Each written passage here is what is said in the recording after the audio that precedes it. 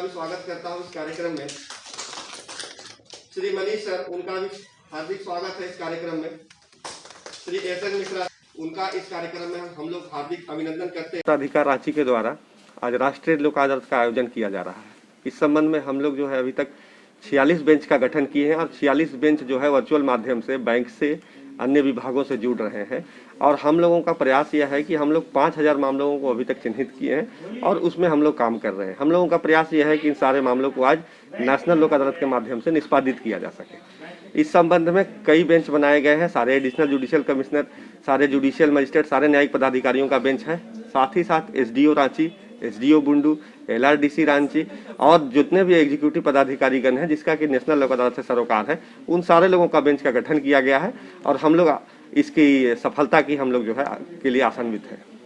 पक्षकारों को कितना आसान होता है सर इसमें? देखिए, कोरोना संक्रमण का काल है और जहां पर कि सारे कार्रवाई जो है न्यायिक कार्रवाई के साथ साथ अन्य कार्य भी जो है बाधित हो रहे हैं, ऐसे में नेशनल लोक अदालत एक वरदान की तरह है जहां भी पक्षकार जो है अपने मामले को चिन्हित करा के संबंधित बेंच में रेफर करा सकते हैं और जहां पर सुलह होगा उन सारे मामलों का निष्पादन भी होगा।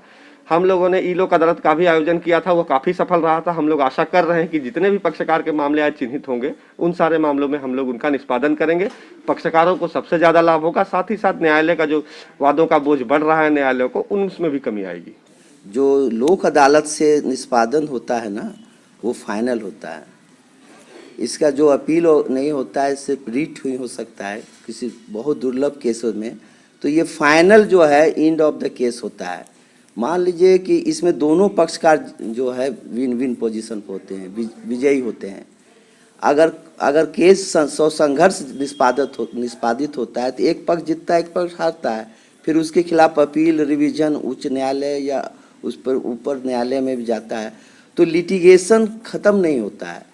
लेकिन लोक अदालत से जो निष्पादन होता है ना, तो यहाँ एक बिल्कुल जो है वो दोनों पक्षकारों के बीच में जो विवाद है वो उसका फाइनली निष्पादन हो जाता है।